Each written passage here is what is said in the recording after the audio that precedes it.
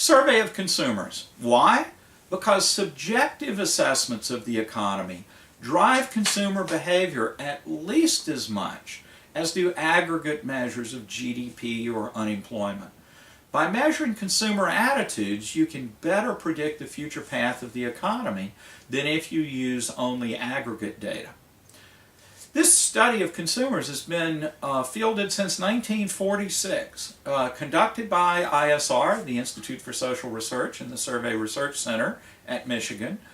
It was created by George Katona, who pioneered the study of economic behavior at the individual level, incorporating attitudes and perceptions rather than relying only on formal theories of optimal economic behavior.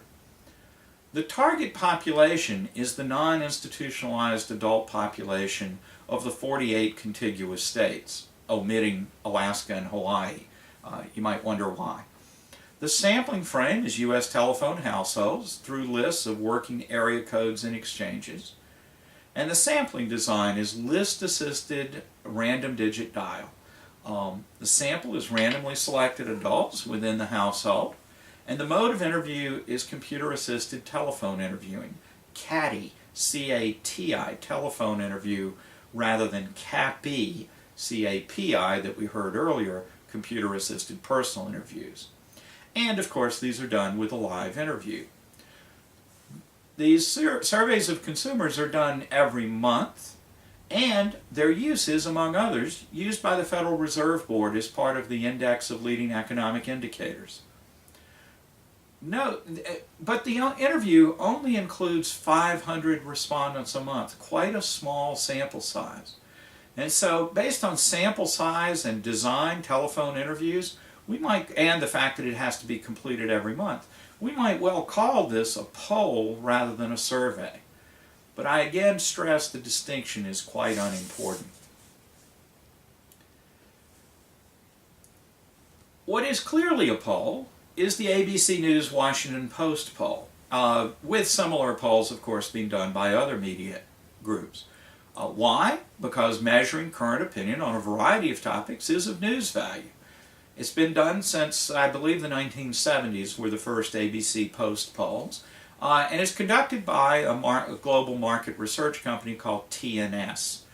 The target population, as with the survey of consumers, is non-institutionalized adults 18 and over in the 48 contiguous states. For some polls or for some questions, the interview may be restricted to registered voters or likely voters, but that varies from sample to sample and sometimes varies even within a single survey. The sampling frame is U.S. telephone households through lists of working area codes and exchanges. And the sampling design is list-assisted random digit dials with a randomly selected adult within the household, or use of the last birthday method, asking to speak to the adult who had the most recent birthday. The sample size, usually about 1,000 people, but that sometimes varies. The interview mode is live interview with a CATI system. And the frequency roughly once a month, but with variation depending on news developments. Another poll that represents one of the new technologies is Survey USA. What's the rationale for Survey USA? It provides low-cost, short public opinion surveys, often within a single state or even a small area of the state, with local TV or sometimes newspapers as the sponsors and clients. Survey USA began in the early 2000s, and it targets adults in households with a working landline telephone, much the way the Survey of Consumers or the ABC Post poll does.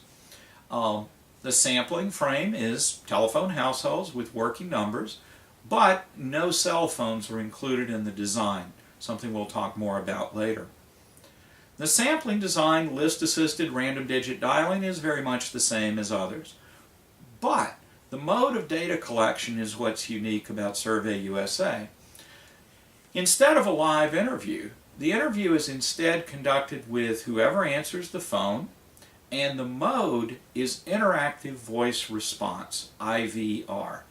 A recorded voice asks the question, and response is measured by pressing numbers on the telephone keypad. So if you approve of do you approve or disapprove of the job President Bush is doing? Press 1 for approve, press 2 for disapprove. Questions like that. Survey USA often also uses local TV personalities to record the questions in an attempt to boost response rate and perhaps marketing visibility for the poll. Some similar operations use paid actors to read the questions. We'll talk more about the advantages and disadvantages of that a little bit later.